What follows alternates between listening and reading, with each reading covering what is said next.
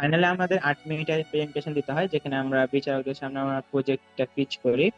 And তারপরে 20 মিনিটের একটা কিউএনএ সেশন হয়, যেখানে বিচারকরা আমাদেরকে বিভিন্ন ধরনের প্রশ্ন করেছিলেন। সো অ্যাপটা বেসিক্যালি বিভিন্ন রকম এনভায়রনমেন্টাল টিপস এভরিডে দিবে এবং ফিডব্যাক দিবে এভরি, আর ওটা প্রোফাইল থাকবে অবশ্যই। তো একদিন আমার এখনো মনে আছে, একদিন লাইক নামাজ পড়তে যাব আসরে, এরকম একটা মুহূর্তে আমি জাস্ট ল্যাপটপ থেকে ঢুকে জাস্ট চেষ্টা করতেছিলাম, লাইক দেখাচ্ছে no no appointments are available, মানে এরকম আর কি ওয়েবসাইটটা। তো ফরচুনেটলি ওই সময় ঠিক 4:45 বাজে, আমার এখনো টাইমটা খুব মনে আছে। আমাদের বয়স কিন্তু আসলে 18 হয়নি এখন পর্যন্ত। তো হ্যাঁ। যখন যাই তখন আমাদের বলে যে কি, আমাদের পাসপোর্টটা জমা নিয়ে নেয় এন্ড বলে যে কি যেহেতু কোনো বড় মানুষ নেই এবং মাইনর ট্রাভেলার, সো আমরা হোটেল পাবো না। হোটেলের একটা চরম অভিজ্ঞতা আমাদের মনে আসছে, সেটা হলো যে কি ওখানে পানির পানির। দাম হচ্ছে যে $4। তো $4 মানে 500 টাকা। তো $4 আমার এমনিতে চকলেট কেনার সময় বা অন্য কিছু কেনার সময় তখন মানে $4 কিছু মনে হচ্ছে না, কিন্তু পানি একটা $4, এই জিনিস যেখানে আমরা 20 টাকায় কিনি।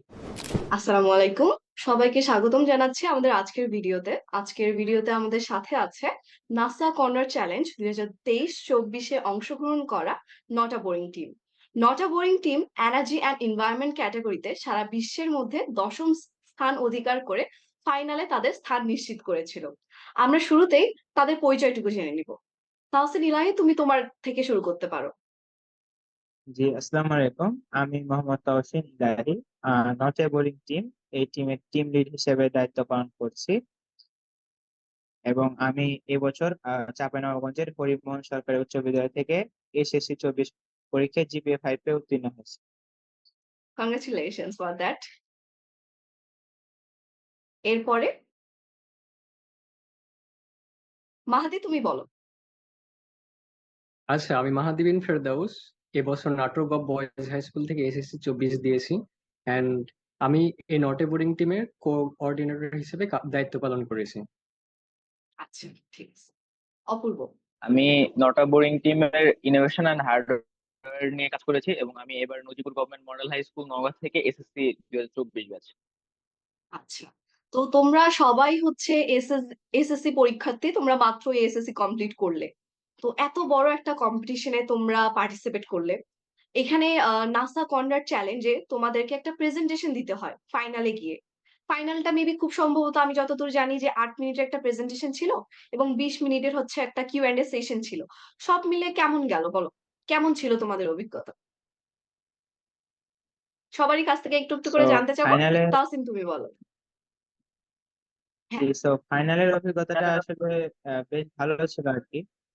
আমাদের, তবে আনফরচুনেটলি আমাদের টিমের আর কি 2 জন মেম্বার সেখানে যেতে পারেননি, finance due to some issues. And ফাইনালে আমাদের 8 মিনিটের প্রেজেন্টেশন দিতে হয়, যেখানে আমরা বিচারকদের সামনে আমরা প্রজেক্টটা পিচ করি। এন্ড তারপরে 20 মিনিটের একটা কিউএনএ সেশন হয়, যেখানে বিচারকরা আমাদেরকে বিভিন্ন ধরনের প্রশ্ন করেছিলেন। তারা মূলত আমাদের প্রজেক্টের ব্যাপারে ইন ডেপথে জানতে চেয়েছিলেন, লাইক আমাদের প্রজেক্টের হার্ডওয়্যার সম্পর্কে, এবং এটা ইমপ্লিমেন্টেশন কস্ট, এবং এটা বিজনেস মডেল যেটা আমরা রেডি করেছি, ওইটা আমরা ভবিষ্যতে কিভাবে এটা এক্সিকিউশন করব, এবং কিভাবে আমরা মার্কেটে নিয়ে যাব এই প্রোডাক্টটাকে, এটা সত্যি একটা মানে অর্দি হবে কিনা, প্রোডাক্টটা সত্যি রান করবে কিনা। তো এইসব কিছু নিয়ে ওনারা এই আলোচনা করলেন আমাদের সাথে আর কি, একটা আলোচনা টাইপই ছিল। ওনারা ওখানে বেশ ভালো বিচারক ছিলেন, ইনভেস্টররা ছিলেন, নাসার ওয়েল রেনড বিচারক ছিলেন, বিভিন্ন কোম্পানি অফিসিয়ালসরা এসেছিলেন। তো সবার সাথে আমাদের একটা বেশ ভালো অনেক এবং অনেক কিছু জানতে পারলাম আর কি তাদের কাছ থেকে। তো শুরুতে আর কি বেশ নার্ভাস লাগছিল, আমাদের জীবনে এরকম একটা বড় স্টেজে প্রথম ইংলিশে বক্তব্য দেওয়া। তো আমরা শুরুতে অনেক ভয় পাচ্ছিলাম যে কি হবে না হবে যদি ইংলিশ না বলতে পারি, সেটা একটা লজ্জাজনক। তো মানে আল্লাহর রহমতে সবকিছু ভালোই গেছে, ফ্লুয়েন্টলি আমরা সবাই ইংলিশ বলতে পেরেছিলাম। এন্ড আমরা সময়ের মধ্যে আমাদের প্রেজেন্টেশনটা শেষ করতে পেরেছিলাম। লাইক আমার যতদূর মনে আছে, আমাদের হাতে সম্ভবত 13 সেকেন্ড বাকি ছিল, 13 থেকে 8 সেকেন্ড মতো। এই তো, আচ্ছা, এই আচ্ছা। কিছু অভিজ্ঞতা মনে আছে আর কি। আচ্ছা, মাহাদি, অপূর্ব, তোমরা কিছু বলতে চাও সংক্ষেপে? হ্যাঁ, আমি তো গেছিলাম সেখানে। সো আচ্ছা। আমাদের যেটা তহসিন এলাহি মেনশন করলো, যেটা আমাদের জীবনে একটা প্রথম পিচ, এন্ড প্রথম পিচ আবার তাও আবার ইংলিশে। সো হুম। এটা তো ইজি ছিল না। প্রথম আমাদের যেরকম ট্রাভেল একদম জেট ল্যাগ হিসেবে আমরা প্রেজেন্টেশন আলহামদুলিল্লাহ ভালো দিয়েছি। এবং আচ্ছা অন্যান্য আচ্ছা টিম যারা আমাদের ছিল, মানে আশেপাশে যারা কম্পিটিটর ছিল অন্যান্য ক্যাটাগরিতে যারা ছিল, তারা A to Z সবাই বলেছেন যে কি আমাদের প্রজেক্টটা অনেক ভালো, আমাদের বিভিন্ন বিষয়ে আরো বিভিন্ন জাজরা সবাই আমাদেরকে প্রজেক্টের বিষয়ে ভালো কথাই বলেছেন, এন্ড বলেছেন যে কি এটা যদি বাস্তবায়ন করা হয় তাহলে অবশ্যই এটা দুনিয়ার জন্য, ফর দ্য আর্থ অ্যান্ড বিভিন্ন কান্ট্রির জন্য খুবই উপকারজনক হবে। অ্যান্ড আমাদের অভিজ্ঞতা ওভারঅল, প্রেজেন্টেশন থেকে শুরু করে এক্সপো সবকিছু আমাদের অভিজ্ঞতা ওভারঅল খুবই ভালো ছিল। আচ্ছা, মানে প্রথমে শুরুতেই বাজিমাত। আচ্ছা, অপূর্ব কিছু বলতে চাও? আমার কিছু ইস্যুর কারণে এখানে যাওয়া হয়নি, ফিনান্সিয়াল ইস্যু এবং আচ্ছা আর আচ্ছা কিছু ফ্যামিলি ইস্যু ছিল। আচ্ছা ফ্যামিলি থেকে ভয় পাচ্ছিল যে যদি কিছু হয়, এই কারণে যাওয়া হয়নি। বাট দেশে থেকে ওদের যতটুকু হেল্প করা যায় করছি, আচ্ছা প্রেজেন্টেশন এন্ড বাকি যে যা কিছু ছিল সবকিছু বানাইতে যা হেল্প করে করছে। বাট ওভারঅল আচ্ছা, একটা এক্সপিরিয়েন্স ভালো, ওদের তুমিও থেকে ইনডাইরেক্টলি সবকিছু সেখানে পার্টিসিপেট ইনফরমেশন নিচ্ছি করেছিলে আসলে। সেখানে কেমন কি করতেছে। আচ্ছা, বুঝতে পেরেছি।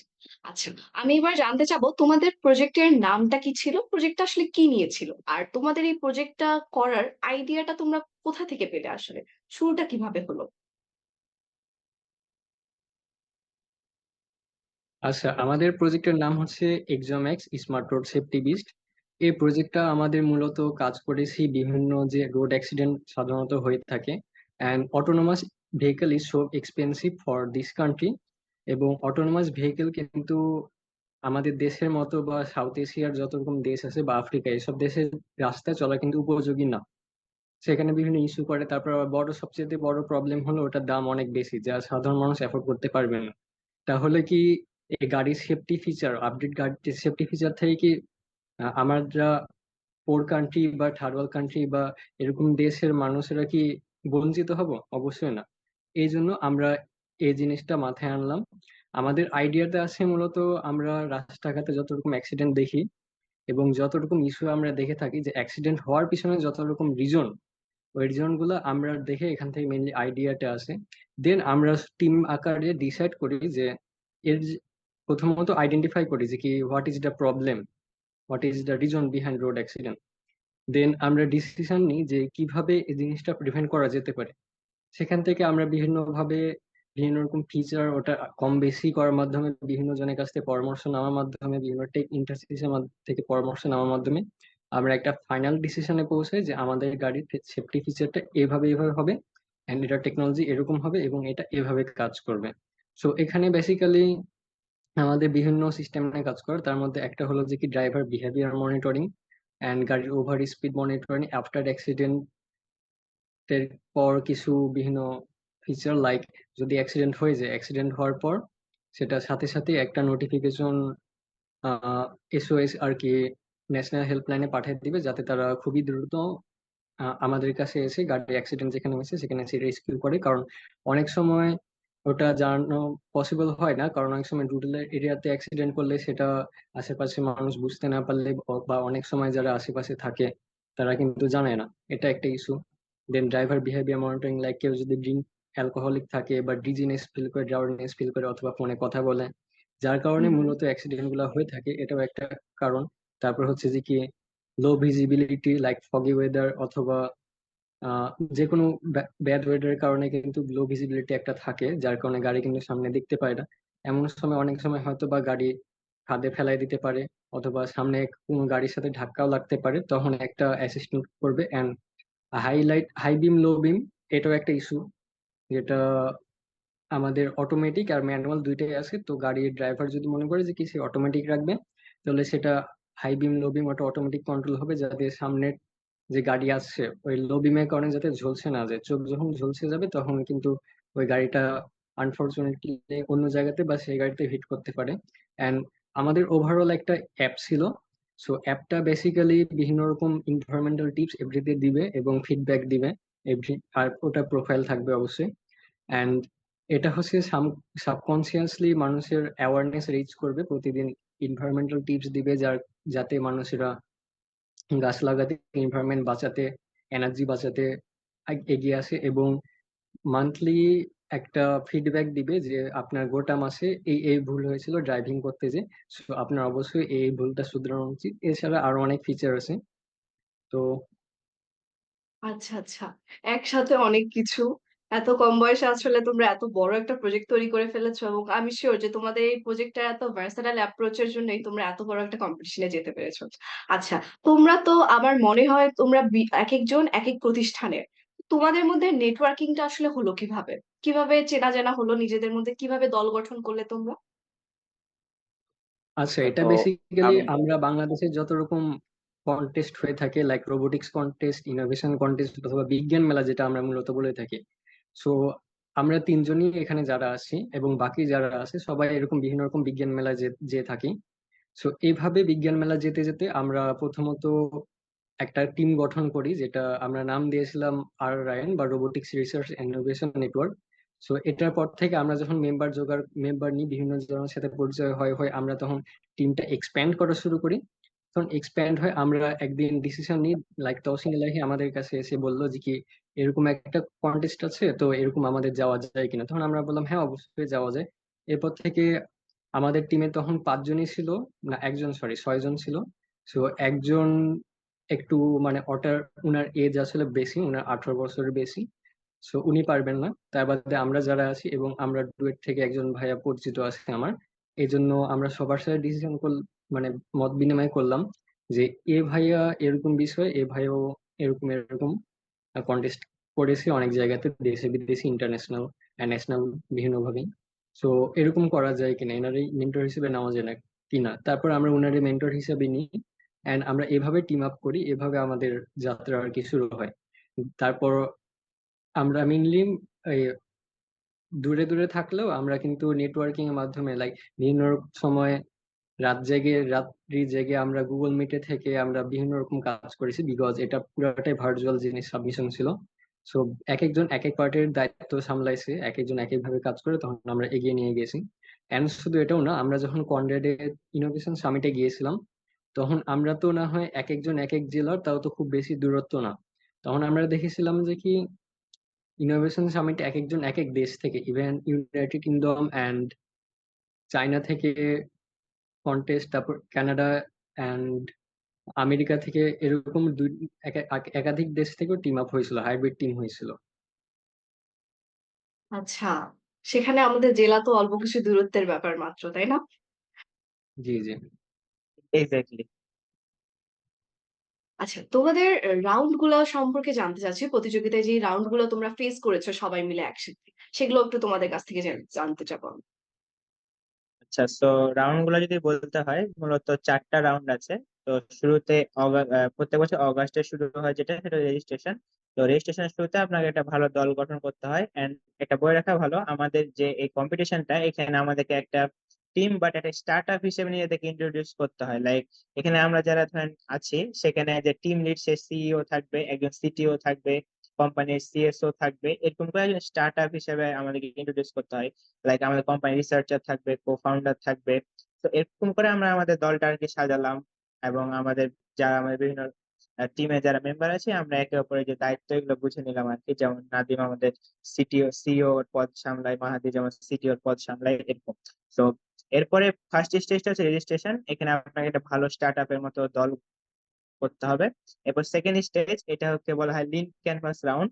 এই লিন ক্যানভাস রাউন্ডে হচ্ছে আপনার যে আইডিয়াটা, এটা আপনাকে খুব ওদের 10টা কোয়েশ্চেন থাকে এবং খুব লিমিটেড ওয়ার্ড থাকে। এক একটা কোয়েশ্চেন দেখা যায় খুব বেশি না, 100টার মতো ওয়ার্ড, বা কোনটাতে 50টা ওয়ার্ড। মানে আপনি যত সংক্ষেপে যত ভালো মতো আইডিয়াটা বলতে পারেন। এন্ড আপনাকে একটা canvas, like research paper type canvas দিতে হয়, যেখানে আপনার অ্যাবস্ট্রাক্ট, তারপরে অ্যাকনোলেজমেন্টস, দেন আপনার প্রজেক্ট আইডিয়া, এটা একটা ডিজাইন করে সাবমিট করতে হয়। তো আমরা তো মূলত এটা সাবমিট করেছিলাম গত বছর সেপ্টেম্বরের দিকে, শেষের দিকে। তো আমরা যখন এটা সাবমিট করলাম সেকেন্ড স্টেজে, তো যখন আমরা একসেপ্টেন্স লেটারটা পাই যে আমরা আপগ্রেড করে থার্ড স্টেজে গেছি, তো এই ফিলিংসটা তো আনরিয়াল ছিল। মানে আমাদের এটা মানে বিশ্বাস হয়নি যে আমরা সত্যি সেকেন্ড স্টেজটা পার করেছি। মূলত মেইন কম্পিটিশনটা সেকেন্ড স্টেজ থেকে শুরু হয়ে যায়, ওখান থেকে মূলত দলগুলোর একে অপরের সাথে লড়াই হয়। দেন সেখান থেকে কিছু দল যায় আপনার থার্ড স্টেজে। এন্ড থার্ড স্টেজটা হচ্ছে আপনার মূলত একদম ইনোভেশন রাউন্ড বলে এটাকে। এখানে হচ্ছে আপনার প্রজেক্টের জন্য বেশ কিছু আইটেম রেডি করতে হয়। লাইক তাদের এবার এখানেও কোশ্চেন থাকে 10টা কোশ্চেন, বাট এখানে আবার ওয়ার্ড লিমিট অনেক বেশি থাকে। এখানে কোথাও হচ্ছে 750 ওয়ার্ড, কোথাও 450 ওয়ার্ড, কোথাও 500 ওয়ার্ড, এরকম করে ওয়ার্ড লিমিট থাকে। তো এই এই ওয়ার্ড লিমিটের মধ্যে আপনার পুরো আইডিয়াটাকে বর্ণনা করতে হয়, এন্ড খুব টু দা পয়েন্টে লিখতে হবে। আপনি যত ভালো লিখতে পারবেন, যত একদম অ্যাকুরেট হবে তাদের প্রশ্নের উত্তরগুলা, এবং আপনাকে সবগুলো কোশ্চেন টাচ করতে হবে। সো যত ভালো লিখতে পারবেন তত ভালো মার্কস। তো এরপরে আমাদের একটা ওয়েবসাইট বানাতে হয়েছিল। আমাদের টিমের আমাদের যে সিআইও ইনফরমেশন অফিসার আছে নূর আহমেদ, সে হচ্ছে আমাদের ওয়েবসাইটটা বানায়। এন্ড আমাদেরকে এরপরে একটা ইনোভেশন ইমেজ বানাতে হয়েছিল, যেটা মানে ওদের একটা খুব ক্রিয়েটিভ থিং, যে আপনার পুরো ইনোভেশনটাকে একটা ইমেজে নিয়ে আসা। লাইক আপনার সেই ইমেজটা দেখলে যেন একজন সাধারণ মানুষ বুঝতে পারে যে আপনার ইনোভেশনটা কি করবে, কিভাবে লাগানো হবে, এবং এর মধ্যে কি কি আছে। তো এন্ড আমরা যখন জাজেস রিভিউ দেখছিলাম থার্ড স্টেজে, তখন দেখছিলাম যে তারা অনেক লাইক করেছে আমাদের সেই ইমেজটাকে। সো একটা ইনোভেশন ইমেজ, একটা ওয়েবসাইট, তারপরে তাদের প্রশ্নের উত্তর দিতে হবে, এবং আমাদেরকে আরো একটা প্রজেক্ট পেপার সাবমিট করতে হয়েছিল আমাদের প্রযুক্তিটা সম্পর্কে লিখে। সেটা আমি এন্ড আমাদের টিমের সিটিও মাহাদি রেডি করেছিলাম। এন্ড আমাদের একটা প্রেজেন্টেশন সাবমিট করতে হয়েছিল, যেখানে আমরা সবাই মিলে একটা একটা কোলাবোরেশন করে পাওয়ার পয়েন্ট প্রেজেন্টেশন বানাই, যেখানে আমাদের আইডিয়া থেকে একদম ইন্টায়ারলি পিচিং করা হয় শুরু থেকে, মানে একদম প্রবলেম আইডেন্টিফিকেশন, দেন আমাদের সলিউশনটা কিভাবে আসলো, কিভাবে কাজ করবে, এবং আমাদের বিজনেস মডেল সম্পূর্ণ কিছু সেখানে আমরা বর্ণনা করি। এন্ড আমাদের স্টার্টআপ কস্ট, আমাদের এটা selling price, cost per unit, সবকিছু একটা এজ এ স্টার্টআপ যা যা করার লাগে। এন্ড এরপরে আমাদের একটা রেফারেন্স ফাইল লিখতে হয়, যে আমরা যে বিভিন্ন প্রশ্নের উত্তরগুলো দিয়েছিলাম ওই ইনোভেশন ব্রিফের মধ্যে। তো সেই লাইনগুলো ধরে ধরে আমাদেরকে ইনোভেশন রেফারেন্স দিতে হয়। লাইক আমরা যদি বলে থাকি যে হ্যাঁ, এখন বর্তমানে প্রত্যেক 26 সেকেন্ডে একজন মারা যায় সড়ক দুর্ঘটনায়, তো এটা কার তথ্য? তো ওইখানে এত জায়গা থাকে না, যেহেতু অড লিমিট থাকে, তো এটা আমাদের এই রেফারেন্স ফাইলে লিখতে হয় যে ইয়েস, এই তথ্যটা ডাব্লিউএইচও সর্বশেষ হালনাগাদ থেকে পাওয়া গেছে। এরকম করে আমাদেরকে রেফারেন্স ফাইল সবকিছুর লিখতে হয়। তো সাইটেশন রেফারেন্স তোমাদেরকে ক্লিয়ারলি দিতে হয়। জি আচ্ছা। জি জি, মূলত এই আচ্ছা। কয়েকটা থার্ড থার্ড স্টেজ। এরপরে থার্ড স্টেজটা বেশ ক্রুশিয়াল। এখান থেকে লাইক আমাদের এবছর এনার্জি এনভায়রনমেন্ট ক্যাটাগরিতে 250 টিম ছিল। এখান থেকে মাত্র 5টা টিম কোয়ালিফাই করে 250 টিম থেকে। এই ফোর্থ স্টেজ, ফোর্থ স্টেজটা তো আমরা শুরুতে আলোচনা করলাম, যে সেখানে পিচিং হয়, এক্সপো হয়, কিউএনএ সেশন থাকে। সো এটা একটা 2 দিন ব্যাপী ইউএসএ নাসার জনসন স্পেস সেন্টারের মোট 4টা রাউন্ড। আচ্ছা, বুঝতে পেরেছি। তো প্রতিযোগিতায় চলার সময় একটা দীর্ঘ সময় তোমাদেরকে এই প্রজেক্টের সাথে যুক্ত থাকতে হয়েছিল। তোমাদের মাঝখানে এসএসসি পরীক্ষাও চলে এসেছিল। তো আমি আসলে এখন জানতে চাবো যে তোমরা কি কি চ্যালেঞ্জ এখানে ফেস করেছো? আমি অপূর্ব কাছ থেকে একটু জানতে চাবো। অপূর্ব, তোমার কি মনে হয় যে তুমি কি কি চ্যালেঞ্জ ফেস করেছো? তো ফার্স্টে যখন আমরা একটা টিম আপ করি, আমরা যখন কন্টেন্ট নিয়ে কাজ শুরু করি, ফার্স্টে আমরা একটা ডেট ফিক্স করি, যে ডেটে আমাদের রাজশাহীতে আমরা সবাই মিট আপ করি। আমরা 4 জন, সানজিম তার এক্সামস এর কারণে আসতে পারে নাই। আমরা 4 জন প্রজেক্টের কাজ শুরু করি। And আমরা যখন কাজ করতে থাকি, অনেক কম্পোনেন্টস পাওয়ার সাপ্লাই এর কারণে পুড়ে যায়। তো দেন তারপরে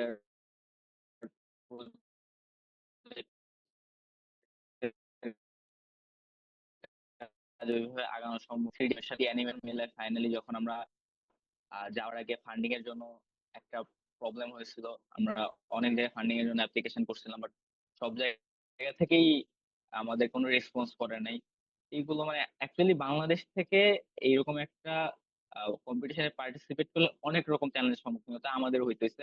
আমাদের মেইন প্রবলেমটা ছিল ফান্ডিং নিয়ে, বাট আমরা প্রজেক্টটা ম্যানেজ করে নিয়েছিলাম। ফান্ডিংটা নিয়ে আমাদের প্রবলেমটা ছিল অনেক বেশি পরিমাণে। আচ্ছা, তোমাদের খুব সম্ভবত 15,000 টাকার ইকুইপমেন্ট পুড়ে গিয়েছিল, এরকম একটা জিনিস জানতে পেরেছি। তো পনেরো হ্যাঁ, হাজার টাকা তো আমরা এই সময় আসলে তোমাদের জন্যই অনেক বড় ব্যাপার। তো আমি ছাদে মেইনলি আমি আর নূর জিপিএস টেস্ট করতেছিলাম। রুমের আচ্ছা। ভিতরে জিপিএস সিগন্যাল পাচ্ছিল না, তো ছাদের উপরে জিপিএস টেস্ট করার সময় এক্সটার্নাল পাওয়ার সাপ্লাই দিয়ে পাওয়ার দেওয়া ছিল। হঠাৎ পাওয়ার সাপ্লাই এর ভোল্টেজ আপ হয়ে দেন ডাউন হয়ে গেছে। তো তারপরে দেখি জিপিএস এর ভিতর দিয়ে ধোঁয়া বের হচ্ছে। আচ্ছা। দেন আমার তো এই একটা রেডিও ট্রান্সমিটার ছিল, মাহাদির থেকে আমি হুম, 4টা ডাবল সাইজের ব্যাটারি নিয়েছিলাম, নিয়ে লাগাইছি। লাগানোর পর দেখি ব্যাটারির ভোল্টেজ 1.5 এর জায়গায় 3.7। দেন ট্রান্সমিটারটা ওখানেই পুড়ে গেছে। আচ্ছা আচ্ছা। মাহাদি, তাহসিন, তোমাদের কোনো চ্যালেঞ্জের কথা তোমরা বলতে চাও যেটা তোমরা ফেস করেছিলে? সো নাদিম আমাদের থার্ড স্টেজের চ্যালেঞ্জ গুলা ভালো বলতে বললো। সো আমরা যদি একটু ফোর্থ স্টেজটা মেনশন করি, আমি কিছুটা করবো and মাহাদি বাকিটা হ্যাঁ। কন্টিনিউ করবে। সো সো এখানে থার্ড স্টেজে তো আমরা বেশ চ্যালেঞ্জ করলাম, তো আলহামদুলিল্লাহ সেটা পার করলাম। দেন ফোর্থ স্টেজে মেনলি যে ঝামেলাটা লাগলো সেটা হচ্ছে, আমি ভিসার ব্যাপারটাই বলি। তো ভিসার ক্ষেত্রে আমাদের পাচ্ছিলাম না। আমরা সবাই জানি যে ইউএস এর ভিসা পাওয়া সোনার হরিণ, এটা তো পাওয়া যায় না। তো সবাই আমাদেরকে বলছে যে এখন তো আর ভিসা পাবা না, তোমাদের আমাদের এসএসসি পরীক্ষা শেষ হয় 20 তারিখ প্র্যাকটিক্যাল সহ। তো আর আমাদের 20 তারিখ শেষ হয়, আমাদের হাতে ঠিক তখন আর মোটামুটি 29 দিন টাইম আছে। আমরা ভিসার সম্পর্কে কিছুই জানি না। আর সবাই আমাদেরকে জিজ্ঞাসা করলো যে, আমরা যখন সবাইকে অ্যাপ্রোচ করলাম যে ভাই কি করবো বা স্যার কি করবো, সবাই বলছে যে না, 29 দিনে আমেরিকার ভিসা সম্ভব না, অ্যাটলিস্ট 6 মাস দরকার। তো সবাই বললো, এবং অনেকে বললো যে এমার্জেন্সিতে অ্যাপ্লাই করলেও লাইক ডেট পাবা না এত দ্রুত। তো খুব মানে ফ্রাস্ট্রেটেড ছিলাম, বিষয়টা নিয়ে শঙ্কিত ছিলাম। ঢাকায় বেশ দৌড়াদৌড়ি করলাম, পররাষ্ট্র মন্ত্রণালয়ে গেলাম, বাট তারা সবাই একটা উত্তর দিল যে এমবেসির যা করার তাই, এটা এমবেসি নিজস্ব কাজ, এটা এখানে কেউ হস্তক্ষেপ করলে হয়তো তারা এটা কি করবে জানি না, বাট এটা হয়নি। তো খুব মানে ফ্রাস্ট্রেটেড ছিলাম। দেন আমরা ঢাকায় মোটামুটি 10 দিন আমি আর মাহাতি ঘোরাফেরা করি বিভিন্ন জায়গায় ফান্ডিং ম্যানেজমেন্ট বা এগুলোর জন্য। তো বাট আনফরচুনেটলি কিছু হয়নি। দেন আমরা দেশে চলে আসি। তো আমরা হচ্ছে আমাদের যে DS-160 ফর্ম, সেটা আমেরিকান ভিসার জন্য অ্যাপ্লিকেশন, সো সেটা সাবমিট করার পর আমরা সিজিআই পোর্টালে আমাদের মতো শিডিউল খুঁজছিলাম ভাইবার জন্য, ইন্টারভিউ। তো পাচ্ছিলাম না, বাট এর মধ্যে আবার আমাদের টিমের সানজিম সে আবার পেয়ে গেছিল একটা। ফরচুনেটলি এমার্জেন্সি অ্যাপ্লাই করার পর মাত্র কয়েক ঘন্টার মধ্যে আবার অ্যাপ্রুভাল দিয়ে দিয়েছে। এবং আমরা 7 এপ্রিলের একটা ডেট পেয়েছিল সে। বাট আনফরচুনেটলি আমরা পাচ্ছিলাম না। সো আমরা খুব স্কেয়ার্ড ছিলাম যে কি হবে লাস্টে যদি না যেতে পারি। সো একদিন আমার এখনো মনে আছে, একদিন লাইক নামাজ পড়তে যাব আসরে, এরকম একটা মুহূর্তে আমি জাস্ট ল্যাপটপ থেকে ঢুকে জাস্ট চেষ্টা করতেছিলাম, লাইক দেখাচ্ছে no no appointments are available, মানে এরকম আর কি ওয়েবসাইটটা। তো ফরচুনেটলি ওই সময় ঠিক 4:45 বাজে, আমার এখনো টাইমটা খুব মনে আছে, একটা খুব মানে সুন্দর মুহূর্ত ছিল আল্লাহ রহমত। ওই সময় আমরা একটা ডেট পাই, জুনের 5 তারিখ। সো সেখান থেকে এমার্জেন্সি অ্যাপ্লাই করি এবং রাতের মধ্যে আমরা অ্যাপ্রুভালটা পেয়ে যাই। এন্ড তারপর আমরা 7 এপ্রিলে ডেট পাই, লাইক 5 দিনের মধ্যে আমরা আমেরিকান ইন্টারভিউ ডেট পাই, যেটা মানে একটা কল্পকাহিনীর চেয়ে কম না। এটা মানে আমাদের, এটা আমি আমার পক্ষ থেকে বলবো, ভিসাটা আমাদের বেস্ট চ্যালেঞ্জিং ছিল। এখানে আল্লাহ নিজে স্বয়ং আমাদের হেল্প করেছে, না হলে আসলে যেতেই পারতাম। এন্ড আই থিঙ্ক এবার মাহাদি আমাদের ফান্ডিং এর ব্যাপারটা কন্টিনিউ করবে। ফান্ডিং এর ব্যাপারটাও not so easy, as like আমরা বিভিন্ন কোম্পানির কাছে গেছিলাম, বিকাশ, নগদ থেকে শুরু করে আরো অনেক কোম্পানি। সো আমার একটা জিনিস মনে আছে, আমি নগদে যখন কল দিয়েছিলাম একজনকে, সো আমাকে মানে নগদে কল দেওয়ার পর নগদে আমাকে ফান্ডিং রিজেক্ট করে দিয়েছিল।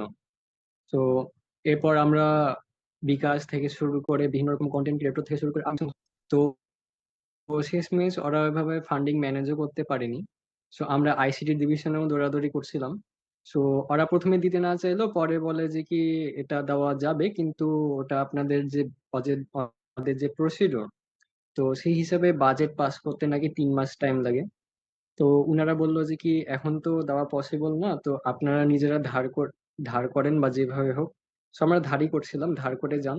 ধার করে যাওয়ার পর দেন আপনারা যখন ফিরে আসবেন আমাদের বাজেটটা পাস হলে আমরা আপনাদেরকে দিয়ে দিব। তো তারপর আমরা ধার করে গেলাম। তো এরপরেও আমাদের আরো বড় চ্যালেঞ্জ, যেটা হচ্ছে ফ্লাইট নিয়ে। আমাদের তো ফ্লাইট ফার্স্ট অফ অল ছিল 19 তারিখ রাতে, এক কথায় ওটা হচ্ছে 20 তারিখ রাত 1:40 ছিল আমিরাত এয়ারওয়েজ। সো আমরা যাওয়ার টাইমে আমাদের হচ্ছে যে কি সে টাইমে ফ্লাইটটা ডিউ টু দুবাইতে ফ্লাড ছিল, যার কারণে আমাদের আমিরাতে ফ্লাইটটা ক্যান্সেল করলো। এখন যদি ওদের আশায় যদি আমরা বসে থাকি, তাহলে ওরা আমার জানা মতে ওরা হয়তো বা 28 তারিখের দিকে আমাদের ফ্লাইটটা রিশিডিউল করবে। তো অতদিন পর মানে কি আমাদের তাহলে যাওয়াটা হচ্ছে না। তাই জন্য আমরা তখন মানে শেষ মুহূর্তে তখন আইসি ডিভিশন একটু হেল্প করছিল। এন্ড মানে আমরা যখন কল দিয়েছিলাম ওনার পলক স্যারের পিএস কে, এন্ড আরেকটা কোম্পানি সেটা হচ্ছে যে কি কন্টেন্ট ম্যাটার্স, ওরা হচ্ছে যে কি আপনার বেসিসের একটা নির্বাচনে টিম স্মার্ট এর, আমি খুব একটা ডিটেল জানি না, ওটা হচ্ছে যে কি ইটিভির মুশফিকা আপু, ওই মুশফিকা আপু আর নাজনীন আপু, ওই দুইজনই আমাদের ফান্ডিংটা ওইভাবে ম্যানেজ করে দিয়েছিল। সো উনারা বেশি ভালো জানেন। এন্ড তারপর আমরা যখন যাই, তারপর আমাদের রিশিডিউল করে 21 তারিখ দেওয়া হয়। না, রিশিডিউল করে আমরাই করলাম। সো আমাদের এক্সট্রা ফি লাগছিল, তো এক্সট্রা ফিটা আইসিটি ডিভিশন একটু দিয়েছিল। এন্ড অ্যাজ এ মেনশন যে একটা কোম্পানি। সো দেন আমরা রিশিডিউল করে টার্কিশ এয়ারলাইনে নিই, নেওয়ার পর যখন এয়ারপোর্টে যাই তখন শুনি যে কি ফ্লাইট 3 ঘন্টা ডিলে। তো 3 ঘন্টা ডিলে, এটা তো বাংলাদেশের এয়ারপোর্টে, ছোট্ট এয়ারপোর্ট, রানওয়ে একটা, তো এই ক্ষেত্রে জানতাম না, স্বাভাবিক। তখন যখন আমরা সবার আগের বোর্ডিং এ দাঁড়াইছি, আমি এত ওসিন, সো আমরা যখন বোর্ডিং এ দাঁড়াইছি তখন আমাদের বলে যে কি আপনাদের বোর্ডিং আসছে না। তখন কেন বলে যে কি 2 ঘন্টা লে ওভার ছিল টার্কিসে, তুরস্কর ইস্তাম্বুল এয়ারপোর্টে। তো 2 ঘন্টা এয়ারপোর্ট, কিন্তু ডিলে হচ্ছে 3 ঘন্টা, মানে আমাদের ফ্লাইট মিস, আমরা ধরতে পারবো না। তো এদিক থেকে ইনি একজন এদিকে পাঠায়, একজন ওদিকে পাঠায়, ওদিকে পাঠায়, এভাবে করতে করতে আমরা সবার আগে বোর্ডিং এ দাঁড়াই। সবার পরে বোর্ডিং পাসটা নিলাম, তারপর আমাদের বললো যে কি তুরস্কে একদিন আমাদের থাকা লাগবে ইস্তানবুল এয়ারপোর্টে। গোটা একদিন আমাদের দিলে, একদিন আমাদের গোটা পিছানো। তো আমাদের এখান থেকে বলেছিল যে কি যেহেতু ইউএস ভিসা আছে, তো আমরা ওখানে যে টার্কিশ ভিসার অ্যাপ্লাই করলে, যেটা ইলেকট্রনিক ভিসা, ওটা অ্যাপ্লাই করলে আমরা ভিসা পাবো, যে আমরা বের হওয়ার পর যেহেতু একদিন ডিলে, সো এখানে এয়ারলাইনের নিয়ম অনুযায়ী আমরা একটা হোটেল পাবো একদিনের জন্য আর কি, বাইরে বের হতে পারবো। সো এইভাবে আমরা গেলাম 9 ঘন্টা ফ্লাইটে। সো এত লং ফ্লাইট পর আমরা যাওয়ার পর, তখন আমরা ট্রান্সফার দেখে কথা বললাম যে কি হ্যাঁ হবে, তখন বললো যে কি আপনারা ভিসা নেন। আমাদের বললো ওয়েবসাইটটা, আমরা ভিসা নিলাম, এন্ড বললো যে কি আপনার ইমিগ্রেশন পার হয়ে হোটেল ডেস্কে আছে কথা বলেন। আমরা ইমিগ্রেশন পার হলাম, 2 জন আছি মাইনস ট্রাভেলার, আমাদের বয়স কিন্তু ইন আসলে 18 হয়নি এখন পর্যন্ত। তো হ্যাঁ। যখন যাই তখন আমাদের বলে যে কি আমাদের পাসপোর্টটা জমা নিয়ে নেয়, এন্ড বলে যে কি যেহেতু কোনো বড় মানুষ নাই এবং মাইনর ট্রাভেলার, সো আমরা হোটেল পাবো না। সো আমাদের হচ্ছে যে কি ওরা বিজনেস ক্লাস লাউঞ্জ আছে, ওখানে রাখবেন। তো ওখানে আমাদের থাকা লাগবে, খাওয়া দাওয়া সব ফ্রি। তো আমরা প্রথমে ভালো লাগলো, গেলাম। তারপর রাতের বেলা আমি ঘুমাইছিলাম, তো অসিনে ঘুমাইছিল, তো এমন টাইমে আমাদের যারা মাইনর ট্রাভেলার, সো মাইনর ট্রাভেলারদের জন্য ওখানে একটা মানে আলাদা একটা জায়গা আছে, সো ওখানে ওরা থাকবে, রেস্ট করবে, যারা একটা লং লে ওভার পায় তাদের জন্য। And ওখানে একজন দায়িত্বে থাকে, তো প্রতি 8 ঘন্টা পর পর দায়িত্বরত মহিলা চেঞ্জ হন। তো প্রথমে সুপার যারা দায়িত্ব আছে। ছিল তখন ভালো, পরে এসে আমাদের বলে যে কি আরেকজন আছে, তখন ঘুমাইছিলাম, রাত মনে হয় 12টা কি 1টা বাজে এরকম টাইমে। তো এসে উনি বলতেছেন যে কি এরকম কাউচে শোয়া যাবে না, এরকম ঘুমানো যাবে না, বিভিন্ন বিভিন্ন ইস্যু, তো বলছে যে কি ন্যাপিং এরিয়াতে যেতে হবে বাইরে। তো ন্যাপিং এরিয়াতে আমাদের ওইভাবে নিয়ে গেল। নিয়ে যাওয়ার পর আমরা, তো ওখানে তো ঘুমানো তো কষ্টকর, কারণ ওইভাবে শোয়া যাচ্ছে না। তারপর আবার মাথায় আরেকটা বড় টেনশন যে কি ব্যাগ আছে, ফোন আছে, ফোন বাহির করে রাখা ছিল, এখন যদি কোনো মতে যদি চুরি হয়ে যায় তাহলে অসুবিধা। তারপরেও তহসিন তো ঘুমায় গেছে। দেন আমিও চোখ খুলে রাখতে পারিনি, দিয়ে আমিও ঘুমায় গেলাম। আমি ঘুমায় যাওয়ার পর প্রায় আমরা 2 জন মনে 3 থেকে 4 ঘন্টা পর ঘুমটা ভাঙলো, তখন দেখলাম যে কি না, সবকিছু সব জায়গাতে আছে, কোনো কিছু চুরি হয়নি। তখন বুঝলাম যে কি না, এখানে চুরি হবে না। দেন ওইভাবে আমাদের ঘুমটা হলো আর কি, ভালোভাবে ঘুম হয়নি।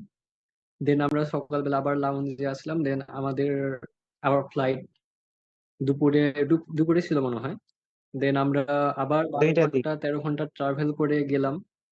দেন আমরা বাংলাদেশ থেকে মেন্টর যেহেতু আমাদের যাইতে পারেননি, সো আমরা ওখান থেকে একজন মেন্টরকে নিয়েছিলাম, সালমান প্রন ভাই, উনি আইইউবির লেকচারার ছিলেন বাংলাদেশে, এখন উনি ওখানে পিএইচডি করতেছেন। দেন আমরা উনার বাড়িতে উঠলাম, উনি আমাদের রিসিভ করতে আসছিল। আমাদের রাতে আমাদের সাথে ভালোই হসপিটালিটি দেখাইছেন উনি। উনি অনেক ভালো, এবং বাংলাদেশ থেকে যারা বিভিন্ন রকম টিম ওখানে যায়, সেখানে উনি হেল্প করেন। লাইক যে বাংলাদেশ থেকে যে বোর্ড টার্নেলার্স টিমটা গিয়েছিল, ওখানকারও উনি মেন্টর ছিলেন, উনাদেরকেও অনেক হেল্প করেছেন। সো আমরা ওখানে উনার বাড়িতে থাকার পর সকালবেলা আমরা হোটেলে যাই। হোটেলে যাওয়ার পর বিকালবেলা আমরা ম্যাকডোনাল্ডসে যে দেখি, যেহেতু আমরা মুসলিম, সো ওখানে তো খাবার হালাল না, তো আমাদের ফিশের বার্গার খাইতে হয়েছিল। দেন আমরা ওই দিন ডিনার হয় আর কি, ডিনার হয়, বিভিন্ন রকম ফান অ্যাক্টিভিটিস হয়। দেন রেজিস্ট্রেশন হয়, আরো বিভিন্ন জনের সাথে দেখা সাক্ষাৎ, অনেকের সাথে নেটওয়ার্কিং। লাইক ওরা ওখানে মেনলি নেটওয়ার্কিংটাকে অনেক প্রাধান্য দিচ্ছে, সবার সাথে পরিচয় করতে বলতেছে। লাইক ওরা অনেক ডেমো দেখেছে যারা বিভিন্ন রকম কোম্পানি রিয়ালিটি খুলেছে। তো সবাই কিন্তু এক টিম থেকেও ছিল না, কিন্তু আলাদা টিম হয়ে পরিচয় হয়ে অনেক সময় অনেকে অনেক দূর গিয়েছেন। সো প্রথম দিনটা আমাদের রাতে তো হাইপার টেনশনে আমরা ছিলাম, কারণ পরের দিনটা হচ্ছে পিচ। তারপর আবার এদিকে আমাদের প্রিপারেশন নাই। দেন আমরা রাতে আমাদের কিছু স্ক্রিপ্ট খসড়া লিখে তৌসিফ আমি দেখছিলাম যে কি সারাক্ষণ প্র্যাকটিস করতেই আসে। আমার খুব ঘুম লাগছিল দেখে আমি খুব লাইক একটা আমার করতে পারিনি। ঘুম আসতেছিল, মানে খুব প্র্যাকটিস করছে সবাই ভালো করে। ঘুমাচ্ছিল and আমি লাইক আমার খুব টেনশন লাগছে না, কিছু একটা করতে হবে, লাইক আমাকে তো বেশি বলতে হয় টিম লিড। সো আমি সকাল থেকে একদম প্র্যাকটিস করতেছিলাম এন্ড ওরা ঘুমাইছে। তাও কিছু করে নাই। And আমরা জেট ল্যাগ ছিলাম আসলে, আমাদের টাইমিংটা, বডির বায়োলজিক্যাল ক্লক একদম নষ্ট হয়ে গেছিল। তো ওই সময় ঘুমও আসতেছিল না, উল্টা পাল্টা সময় ঘুম আসতেছিল। এন্ড মানে তাও ঠিক মতো ঘুম হচ্ছে না কালকে চিন্তায়। সো তারপর তো আর কি পিচিংটা হলো ভালো মতোই, আল্লাহর রহমতে আর কি পিচিংটা শেষ করতে পেরেছিলাম ইংলিশে। এবং আমার একটা জিনিস মনে আছে যে কি পিচিং শুরু হওয়ার কতক্ষণ, 1 ঘন্টা কি 1 ঘন্টা আগের মতো। তখন মানে আমাদের প্রথমত সকাল থেকে আমাদের পিচিংটা ছিল দুপুরে। তো সকাল থেকে একটা ক্যাটাগরি পিচিং হলো মনে হয়, কোন ক্যাটাগরি, সাইবার সিকিউরিটি না সরি, এরোস্পেসের। দেন ওদের হ্যাঁ, ওদের 5 জনে পিচিং হওয়ার পর তখন আমরা হলাম আমাদের ক্যাটাগরিতে 2 নম্বরে। তো এরপর আমাদের একটা লাঞ্চ ব্রেক দেয়। আমরা লাঞ্চ কমপ্লিট ডান করে এসে এখানে পিচিং রুমে যখন ঢুকি, তখন দেখি কেউ নাই। তখন আমরা নিজেরাই মানে স্টেজে দাঁড়ায় পিচিং নিজেরা প্র্যাকটিস করছিলাম, 3 জন 3-4টা জায়গায়, যাতে আমরা আমাদের কথাবার্তা না আটকায়। And আমরা যেহেতু বাংলা মিডিয়াম, সো আমাদের আগে থেকে ওইভাবে প্র্যাকটিসও না ইংলিশটা। সো বুঝতেই পারতেছেন। তারপর আবার আমরা থাকি তো উত্তরবঙ্গে, এখানে তো আরো ইংলিশের প্রাধান্য নাই, শুধুমাত্র গ্রামারই দেখা হয়, বাংলাদেশে স্পিকিংটা দেখাই হয় না। সো এরপর আমরা পিচিং দিই, আলহামদুলিল্লাহ পিচিং দেওয়ার পর আমাদের কিউএনএটাও আলহামদুলিল্লাহ যায়। দেন ওই দিন রাতে আমরা একটা শান্তির ঘুম ঘুমাইতে পারি। তো তারপরের দিন এক্সপো ছিল, আমরা এক্সপোতেও সব বুথ টুথ সবকিছু সুন্দররূপে সাজায়, অনেকে আসছেন, আসার বোর্ড মেম্বার আসছিল। এন্ড দেন আমাদের এক্সপো মনে হয় দুপুর পর্যন্ত হয়েছিল। দেন আমাদের নাসার একজন অ্যাস্ট্রোনট ম্যাক মর্গান, সো উনার একটা স্পিচ দিয়েছিলেন মেগান and ওই ম্যাক স্পিচটা আর্থার, মেগান ম্যাক আর্থার নাসা অ্যাস্ট্রোনট, উনি এসেছিলেন আর কি। এন্ড উনি হচ্ছে তার পুরো জার্নিটা, তিনি কিভাবে একদম চাইল্ডহুড থেকে অ্যাস্ট্রোনট হলেন, কিভাবে তার স্বপ্নটাকে পূরণ করলেন, এসব কিছু নিয়ে আর কি তিনি আমাদেরকে বড় স্টেজ প্রেজেন্টেশন দেখাচ্ছিলেন। এন্ড তিনি একটা টক শোতে, আমাদের সেখানে লাইভ টক শোতে অংশ নেন, যেখানে তাকে বিভিন্ন রকমের প্রশ্ন করা হয়। এন্ড আমরা তার কাছ থেকে অনেক কিছু জানতে পারি, অনেক ইন্সপায়ারিং স্টোরি শুনতে পারি, এবং তিনি কিছু তার জীবনের যে লেসন্স গুলো সেগুলো আমাদের সাথে শেয়ার করেন। সে বেশ ইন্টারেস্টিং ছিল সেটা, এন্ড আমরা সত্যি অনেক কিছু শিখেছিলাম ওই জায়গা থেকে। দেন আমাদের আরো অনেক কিছু ইভেন্ট হয়। দেন তারপরের দিন মানে বিভিন্ন আর ওনারা হচ্ছে কিছুক্ষণ পর পর ওনারা যে চেয়ারম্যান, যে কনরাড ফাউন্ডেশন, ন্যান্সি কনরাড, এবং ওনাদের আরো কিছু সংস্থা আছে, একটা হচ্ছে কাপ অফ জয়ী সহ আরো কিছু সংস্থা, ওনারা বিভিন্ন সময় বিভিন্ন রকম সেশন অ্যারেঞ্জ করতেন, যেখানে মেইনলি নেটওয়ার্কিংটাকে ফোকাস করে, নেটওয়ার্কিং কিভাবে করব, কিভাবে এগুলো আগানো, বিভিন্ন স্টোরি বলতেন এজ এ মেনশন। দেন পরের দিন আমাদের আর কি ওই ইয়াটা ঘুরায় দেখানো হয়, আমাদের স্পেস স্টেশন। আমরা ঘুরে টুরে দেখি। দেন আমাদের যে অ্যাওয়ার্ড সেরেমনি, দেন আমরা মানে ওখানে আমাদের বলে যে কি আমরা টপ 5 হয়েছি। দেন আমাদের যে অ্যাজ ওরা হচ্ছে যে কি কিছু স্কলারশিপ দিয়েছে। সো ওখানে হচ্ছে যে কি আমাদের 5 জনকে নিম্ন কলেজ থেকে প্রায় 1 কোটি টাকার স্কলারশিপ, এন্ড আরো কিছু কলেজ আছে ওখান থেকেও কিছু মানে ভালো অ্যামাউন্টের স্কলারশিপ দিয়েছে। সো ওগুলা আমার ঠিক মনে নেই। এন্ড আমাদের একটা ডোমেন দিয়েছিল সবাইকে, একজনকে ইউএস ডোমেন, এন্ড তার সহ সার্টিফিকেট সহ আরো কিছু দিয়েছিল। এন্ড আমাদের হোটেলের একটা চরম অভিজ্ঞতা আমাদের মনে আছে, সেটা হলো যে কি ওখানে পানির। পানির দাম হচ্ছে যে কি $4। তো $4 মানে 500 টাকা। তো $4 আমার এমনিতে চকলেট কেনার সময় বা অন্য কিছু কেনার সময় তখন মানে $4 কিছু মনে হচ্ছে না, কিন্তু পানি একটা $4, এই জিনিস যেখানে আমরা 20 টাকায় কিনি, সেখানে এত দাম বেশি এই জিনিসটা। তখন আমরা তাও মানে ওখানে পানি কিনে কিছু খাইছি। তারপর হচ্ছে যে কি স্পেস সেন্টারে, মানে জনসন স্পেস সেন্টারে একটা রিফিলার ছিল, তখন আমরা ওখান থেকে রিফিল করতাম। তো একদিন আমাদের হোটেলের যে ফ্লোরে ছিলাম, প্রতিটা ফ্লোরে একটা জায়গাতে লবিতে একটা আইস আইস ভেন্ডিং ব্রেন্ডিং মেশিন ছিল। মেশিন। তো তো আমরা মনে ওইখানে আর করছিলাম কি, যে ওটা মনে হয় আইসক্রিম ভেন্ডিং মেশিন। তো একদিন ওখানে হাত দিয়ে দেখি যে কিনা আইস বাড়াচ্ছে। তো আমাদের রুমে একটা পট ছিল। তো আমাদের একটা সময় মনে হলো যে কি পানি খরচ বাঁচানোর জন্য আমরা আইসটাকে গলায় তো কাজে লাগাতে পারি। তো আমরা প্রতি রাতে যখন কেউ থাকতো না, গোটা রুমের অনেক সবাই মজার এক্সপিরিয়েন্স। হ্যাঁ, তখন বলো। আমরা ওই বরফ গুলাকে নিয়ে এসে বেলকনিতে রাখতাম। আমাদের একটা এরকম বেলকনি ছিল। তো ওই বেলকনিতে রাখতাম। সকালবেলা যখন দেখতাম যে কি বরফটা গলে গেছে, তখন আমরা ওটাকে পানি হিসাবে খেতাম আর কি। এই আচ্ছা, এটা এক্সপিরিয়েন্সটা কি লাইক তোমরা আসলে খুবই তোমাদের মজার ছিল। ফান্ড বাঁচানোর জন্য করছিলে? হ্যাঁ হ্যাঁ হ্যাঁ, লাইক এটাতে আচ্ছা, আমরা আমাদের মোটামুটি 5-6 হাজার টাকা বাঁচাতে পেরেছি। মানে আচ্ছা, এই আচ্ছা, এটা হঠাৎ করে আইডিয়াটা একদিন সঞ্জীবের মাথায় আসে, দেন ওই শুরুতে আমরা আচ্ছা, সেটা করি নাই, বাট পরে মাহাদি আবার রিপিট করলো যে না এটা করা যেতে পারে, কজ আমাদের অনেক টাকা চলে যাচ্ছে। লাইক একটা আধা লিটার পানির বোতলের দাম 500 টাকা, এন্ড 3 জন আছে তো আধা লিটার বেশিক্ষণ খাওয়া হয় না। তো আমরা তো ওইটা করলাম, and ওইখানে ভালোই আমরা অনেক পানি মানে খেতে পারতাম, এন্ড আমাদের মোটামুটি 5-6 হাজার টাকার মতো বেঁচে যায়। একটা দারুণ অভিজ্ঞতা ছিল, লাইক পানির দাম ওইখানে বেশি, তো আমাদেরকে ওইখানে একটা ইনোভেশন টাইপ করতে হয় এটা। আচ্ছা, মানে তোমরা হচ্ছে তোমাদের স্মার্টনেস কাজে লাগাই শুরু থেকে শেষ পর্যন্ত বিভিন্ন চ্যালেঞ্জ ফেস করছো।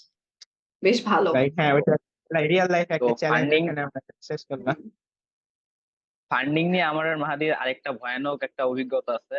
তো আমরা আহ, ওই টাইমে ছুটি ছিল।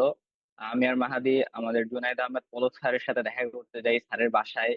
তো ওই জায়গায় অ্যারাউন্ড প্রায় 500 থেকে 600 লোক আসে, তারাও স্যারের সাথে দেখা করবে। তো আমরা তখন পলক স্যারের বাসায় ছিলাম। দেন পলক স্যারের ওইখানে একটা মজার কাহিনী ঘটে। তো ওইখানে একটা আন্টি ছিলেন। তো ফার্স্টে তো সবকিছু ঠিকঠাক যাচ্ছিল, হঠাৎ পেছন থেকে যে প্রায় 200-400 মানুষ একদম সামনে প্রচুর পরিমাণে ভিড় করে। ভিড় করার কারণে একদম আমরা সব, মানে আমরা তো মাঝখানে আমি আর মাহাদি ছিলাম। তো পিছন থেকে লোকজন একদম ধাক্কাধাক্কি করতেছিল, আমি পিছনে তাকাই দেখি মাহাদি আমার পিছনে নাই, ও একদম পিছন থেকে কেটে বসছে। দেন ওইখানে এক আন্টি ছিল, মেবি উনি আহ কোনো নির্বাচন করতে এসেছিলেন বা নির্বাচন টাইপ কোনো কথা বলতে এসেছিলেন। তো উনি এমন ভাবে পলক স্যারকে ধমকাচ্ছিলেন, মানে উনি একদম পলক স্যারকে পুরাই ইয়ে করতেন। পলক স্যার মানে উনি পলক স্যারকে বলতেন আমি জনগণের জন্য কাজ করি, আমি কেন নির্বাচন করতে পারবো না, আমি কেন হই নাই, আমি কেন হেরে গেছি। মানে নিজেই কিন্তু হারছে, জনগণের জন্য কাজ করে নাই। দেন পলক স্যার বলতেছে যে আপনি কি রোজা আছেন? আন্টিটা বলতেছে জি আমি রোজা আছি। তারপরে পলক স্যার বলছে রোজা রাখার পরে এত ভোল্টেজ, মানে অ্যাকচুয়ালি অনেক ফানি মোমেন্ট ছিল। আমি আর মাহাদি ওইখানে হাসতে পারতেছিলাম না, কিছু বলতে পারতেছিলাম না, and মানে সামনে পলক স্যার ছিলেন। তো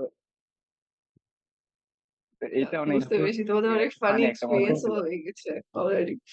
আচ্ছা, তোমাদের প্রজেক্টটা যেটা তোমরা তৈরি করেছো, যেটার জন্য তোমরা এত ভালো ভালো অ্যাচিভমেন্ট পেয়েছো ইন্টারন্যাশনাল একটা স্টেজে, তোমাদের কি মনে হয় তোমাদের এটা কি আমাদের বাংলাদেশের জন্য এফেক্টিভ হবে? এটার বাণিজ্যিক মূল্য কিরকম? এটা কি আমাদের বাংলাদেশের জন্য কস্টলি হবে নাকি এটা আমরা বাংলাদেশে অ্যাপ্লাই করতে পারবো? কি মনে হচ্ছে তোমাদের? আমার তো যেটা মনে হয়, আমার পার্সপেক্টিভ থেকে আমি যতদূর বলতে পারি, হ্যাঁ, আমাদের এই প্রোডাক্টের সেলিং পার ইউনিট কস্ট আমরা যেটা হিসাব করেছিলাম সেটা হচ্ছিল আপনার মোটামুটি 253 ডলার মতো আসতেছিল, যেটা হচ্ছে আপনার কোম্পানি থেকে আর কি কস্ট পার ইউনিট যেটা বলে। তো এটার পরে আমরা সেলিং প্রাইসটা দিয়েছিলাম, like variable cost, overhead cost এসব কিছু মিলায় $299 রেখেছিলাম। 299 ডলার বাংলাদেশে বর্তমানে প্রায় 35,000 টাকার কাছে আসে। অ্যান্ড এই এই টাকাতে আমরা আমাদের প্রোটোটাইপটা, যেটা 60টা গিয়ার আছে মোট, লাইক 5টা সেন্সর এবং একটা মাদারবোর্ড এবং ডিসপ্লে, এটা মোট আমরা নির্ধারণ করেছিলাম। এন্ড আমরা গাড়িতে ইমপ্লিমেন্টেশনটা আমরা ফ্রিতে করে দিব, আমাদের এটা বিজনেস প্ল্যানে ইনক্লুডেড ছিল। এন্ড আমাদের একটা সাবস্ক্রিপশন মডেল ছিল। ওই সাবস্ক্রিপশন মডেল থেকে আর কি আমাদের একটা অ্যানুয়াল রেভিনিউ আসতো, যেটা কন্টিনিউয়াস একটা ক্যাশ ফ্লো আমাদের জন্য ইনশিওর করতো আমাদের কোম্পানির জন্য। এন্ড আমাদের আচ্ছা, যে আচ্ছা। অন টাইম পারচেস ছিল এটাতে আমরা আর কি মোটামুটি $299 আমরা দিতে পারবো। সো আই থিঙ্ক বাংলাদেশে যদি এটা আমরা ইমপ্লিমেন্ট করতে যাই, সো আই থিঙ্ক এটা অ্যাফোর্ড করতে পারবে সবাই। হয়তো দেখা যাচ্ছে এটা আচ্ছা, ট্রাক বা তোমাদের কি বাসের দাম অনেক। এই প্রজেক্টটা নিয়ে তাহলে ভবিষ্যৎ পরিকল্পনা আছে বাংলাদেশে কাজ করার, ইন্টারন্যাশনাল স্টেজে কাজ করার, এই প্রোডাক্টটা নিয়ে আগানোর ইচ্ছা আছে তোমাদের? আই থিঙ্ক আমরা যদি সঠিক অপরচুনিটিটা পাই, রিসোর্সেস পাই, এবং সরকারের পক্ষ থেকে কিংবা হায়ার অথরিটির কাছ থেকে আমরা সেই রকম হেল্প পাই আমার টেকনিক্যাল দিকে, তাহলে ইনশাল্লাহ আমাদের হয়তো আমরা রেজিস্টারটা করতে পারি। Because বাংলাদেশে আপনি জানেন সড়ক দুর্ঘটনা একটা মানে বার্নিং ইস্যু বাংলাদেশের জন্য। হ্যাঁ। আচ্ছা, তো অনেক কিছু জানলাম তোমাদের থেকে, অনেক কিছু জানা হলো, তোমাদের অনেক এক্সপিরিয়েন্স সম্পর্কে জানা হলো। এবার তোমাদের পার্সোনাল ব্যক্তিগতভাবে আমি তোমাদেরকে এই কোয়েশ্চেনটা করতে চাচ্ছি, সবাই একটু শর্টলি বলো যে তোমাদের নিজেদের লাইফের এইমটা কি? এখন না তো মাত্র এসএসসি অনলি কমপ্লিট করেছো, বয়সে কতই বা হবে, কিন্তু এই এখন থেকেই তোমাদের কোনো প্ল্যানিং আছে কিনা যে আমরা বড় হয়ে এটা হতে চাই, এরকম কোনো প্ল্যানিং? তো অসীম তুমি বলো আগে। আচ্ছা, সো বড় হয়ে আর কি আমাদের পার্সোনাল ইচ্ছা, আমার ইচ্ছা হচ্ছে আপনার ফিজিক্সে পড়া আর কি, পিওর ফিজিক্স, থিওরিটিক্যাল ফিজিক্সটা মেনলি, এন্ড ওইটার সাথে কিছু গবেষণা করা, নিজেকে একজন ফিজিক্স হিসেবে বা ফিজিসিস্ট যেটাকে বলে ওইটা হিসেবে নিজে একটা ক্যারিয়ার করা আর কি। সো আমার ইচ্ছা আছে লাইক ঢাকা ইউনিভার্সিটি ফিজিক্স, দেন ওইখান থেকে আর কি বিদেশে হয়তো উচ্চশিক্ষা নিতে যাওয়া, এন্ড দেন নিজেকে একজন ফিজিসিস্ট হিসেবে ইন্ট্রোডিউস করা ওয়ার্ল্ডের কাছে। এন্ড আই থিঙ্ক ইনশাল্লাহ ফিজিক্সে ভালো কিছু একটা অবদান রাখা। ইনশাআল্লাহ, অবশ্যই। অপূর্ব, তোমার কি ইচ্ছে? আমার ইচ্ছা আছে ইঞ্জিনিয়ারিং করা, বুয়েট থেকে ত্রিপলি অথবা Dhaka university robotics and mechatronics department থেকে রোবোটিক্স এর উপরে বিএসসি, এখন যেটাতে চান্স হয়, দেন মাহাদি? পিএইচডি করতে বাইরে যাওয়া। আচ্ছা, তো আমার ইচ্ছা মেইনলি ইঞ্জিনিয়ারিং করা, সেটাও same as like Nadim. So আমার মেইনলি টার্গেট হচ্ছে ট্রিপুলিতে। সো আমার প্রথম থেকে আন্ডার গ্রাডে বাহিরে ফরেনে পড়ার ইচ্ছা, অ্যাব্রোডে অ্যান্ড টপ ইউনিভার্সিটিতে, লাইক টপ 100 এর মধ্যে। অ্যান্ড আমার এখানে টার্গেট হলো যে কি আমি ক্যারিয়ার হিসেবে ইঞ্জিনিয়ারিং কে বাছাই করব। অ্যান্ড আমি দেশের বাইরে থেকে দেশের টেকনোলজি দিয়ে যতদূর সেবা করা যায় ততদূর আমি সেবা করব। আচ্ছা, অনেক ধন্যবাদ তোমাদেরকে। সবশেষে একটা কোয়েশ্চেন তোমাদেরকে আবারও তিনজনের কাছ থেকেই ছোট করে কিছু অ্যাডভাইস নিব। তোমাদের তো অনেক ছোট ভাই বোন আছে যাদেরও হচ্ছে তোমাদের তোমাদের মতো এত বড় স্টেজে যাওয়ার ইচ্ছা আছে। তো তোমাদের কি মনে হয় কোন বয়স থেকে শুরু করা উচিত, কি কি শুরু করা উচিত, মানে শুরুটা কিভাবে হওয়া উচিত, শুরুটা কিভাবে করে কিভাবে কন্টিনিউ করা উচিত যাতে করে তোমাদের মতো এত বড় একটা স্টেজে ওরা যেতে পারে? মাহাদি, তুমি বলো আগে এবার। আচ্ছা, তো আমাদের এই ক্ষেত্রে যেহেতু কনরেডের নিয়ম অনুযায়ী নিম্নে বয়স মনে হয় 14 থেকে 18 পর্যন্ত। সো আমি বলবো যে বাংলাদেশে যারা বয়স ইন সার্টিফিকেটে 14 থেকে 15 এরকম হয় তারা স্টার্ট করতে পারবে, বা 18, 16, 17, যে কোনো এজে। তো স্টার্ট করলে প্রথমত ওদেরকে ডেডিকেটেড থাকা লাগবে, কারণ এখানে প্রচুর বাধা বিপত্তি আসবে। এবং এখানে কাজ করার সময় যে পরিমাণ প্রেসার মানে পাওয়া যাবে, যেমন এখানে যতগুলো সাবমিশন আছে, সকল প্রকার প্রেসার নিজে নেওয়ার জন্য মেন্টালি ভাবে স্ট্রং থাকা লাগবে প্রথমত। অ্যান্ড দেন এটার পর যেটা আমাদের থার্ড স্টেজে পার করার জন্য আমাদের $500 ফি পেমেন্ট করতে হয়েছিল। দেন আমরা ফোর্থ স্টেজ ইনোভেশন সামিটে যাওয়ার সময় পার জন, এখন আবার পার হেড $500 পেমেন্ট করতে হয়েছে। তারপর আবার এই হিউজ কস্ট, সেকেন্ডে হোটেল বা কোনো কিছুই ওই কর্নার থেকে আমাদের দিবে না আর কি, মানে নিয়ম অনুযায়ী। সো এই জন্য সবাইকে নিজেদের কস্ট তো প্রথমত ক্যারি করার জন্য মেন্টালি অ্যান্ড প্রেসার নেওয়ার জন্য মেন্টালি স্ট্রং থাকা লাগবে। তারপর হলো একদম। যত রকম রিসোর্স বিভিন্ন বিষয়, মানে প্রপার রিসার্চ থাকা লাগবে, এন্ড হচ্ছে যে কি প্রপার টেকনোলজি প্রপার আইডিয়া থাকা লাগবে। তাহলে গেছে অবশ্যই এক যে কোনো আমাদের ছোট ভাই হোক, সবাই এই ইনোভেশন সামিটে অবশ্যই যেতে পারবে বলে আমি মনে করি। আচ্ছা, তোমরা তো এই ইনোভেশন সামিট ছাড়াও অন্যান্য অনেক প্রতিযোগিতায় অংশগ্রহণ করেছিলে। তোমাদের প্রোগ্রামিং, রোবোটিক্স এই ধরনের অভিজ্ঞতা আছে। তো অপূর্ব, তোমার কি মনে হয় যে রোবোটিক্স, প্রোগ্রামিং এগুলো কি কখন থেকে শুরু করা উচিত আসলে?